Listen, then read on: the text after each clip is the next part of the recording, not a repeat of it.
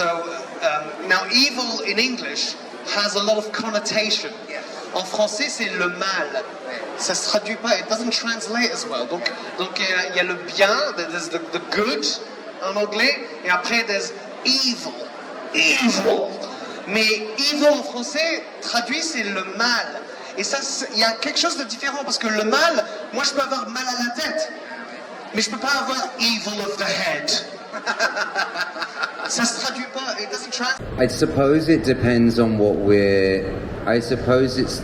Okay, let's go back. So I suppose it depends on what we're describing as evil, right? We look at yin and yang. You know, there's a light in the dark and there's a dark in the light. There is a necessity. You know, one cannot exist without the other. There is no day without night. There is no joy without sadness. If you were joyous all the time, you wouldn't know you were joyous all the time because you don't know what it means to be sad. Do I think that evil is a necessity in order for heroes in order for heroes to arrive? In stories, it serves as a good mechanism because you're creating polar opposites. It's obvious. But I did see something, and I wonder if anybody else has seen it, which is that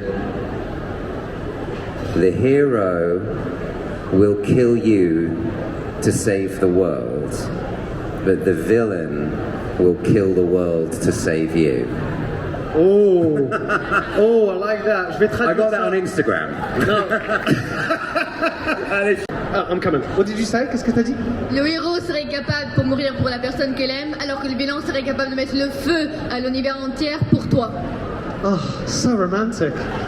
Tellement romantique. But it's true. And so then, therefore, because one of the things that I find our job allows is for the exploration of self. And one thing I realize is a lot of people don't have time for that, right? Most people have a 9-to-5 job, they have kids, they have just stuff to do, they haven't got time for it.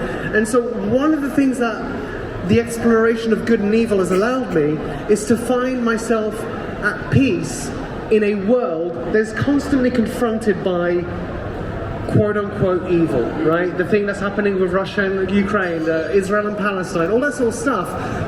You could say one is evil and the other's not, right? And as a storyteller, I can't quite tell, right? Because I know that there's always complexity from both sides.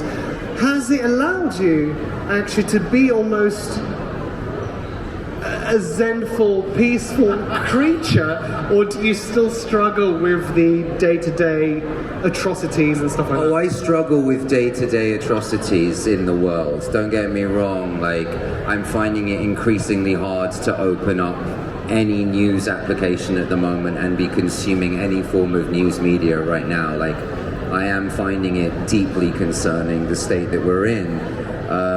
As far as like my own internal conflict goes with myself, fuck, that's still there, man. And that's the thing I struggle with. I think it's the thing that we all struggle with, is this internal battle within, you know. The mind can play serious tricks on me, but one thing that I think that as I've grown older and as I've you know, traversed this life is, I don't think in the same way that the French don't have a word for evil, I don't think, do you have a word for people pleaser here? I heard the other day that there is no word for people pleaser in French. Est-ce qu'il y a un mot en français pour people pleaser? Donc quelqu'un qui veut vraiment donner du plaisir à un genre. No? Which, okay, amazing. I love that. Because in England, being a people pleaser is like, it's like sort of ingrained in who you have to be. Please, everybody. Oh, prostitute. Oh no, don't get me wrong, I am a prostitute. But you know, in England, there is very much this idea of people pleaser, you know, negate your own needs or negate your own sense of self for the sake of making somebody else happy, which ultimately is not going to make anybody happy because you're not going to venture out into a world being happy. So now I'm like, okay, cool, like I am all things. It's very concerning and sweet when people come up and I meet you all and you all go, oh, you're so nice. Catch me on a bad day. I'm an asshole. But I'm okay with that, you know? We can all be difficult, and that's fine, but it's knowing that. It's knowing that for me. It's knowing that some days I wake up and I go, you know what, I shouldn't talk to anybody today. I should just stay off my phone because I'm not going to be a good person today. And that's all right. Therefore, knowing that, does that allow you to not deflect, but be an open-armed individual when someone is like that? Yes, right? Absolutely, 100%. It allows me the capacity to be able to look at somebody else who might be having a bad day and go, I know that feeling, I've been there. So, je lui ai demandé en fait, parce que une des choses que les comédiens, les acteurs, ils ont beaucoup de chance, c'est de faire l'exploration de ce qui est soi-même. Et beaucoup de gens, ils ont du travail lundi à vendredi, ils ont des enfants, ils n'ont pas assez de temps à faire cette exploration. Et donc, je voulais juste savoir en fait ces résultats.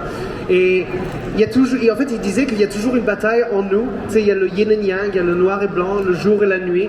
Et c'est savoir comment être les deux. Être pas reconnaissant, enfin oui, en quelque sorte reconnaissant, mais savoir quand quelquefois il faut rester à l'intérieur et il faut se fermer la gueule. Tu sais, par exemple, quand les gens disent « Oh, Jamie, t'es tellement sympa !» C'est fun to hear the translation, right? Et c'est « Oh, il est tellement sympa !» et il a dit « Oui, mais rencontrez-moi quand je suis un con. » Tu vois, il a la capacité d'être un vrai connard. En fait, mais vous le rencontrez pas parce qu'il reste à l'intérieur. But I think that, but where I'm at, and where I'm at the moment is a recognition of that part of myself, and also understanding that we all have a responsibility to one another, if that makes sense. Which is incredibly pagan, ultimately, at its source. This idea that there's a collective consciousness or unconsciousness that we all share in.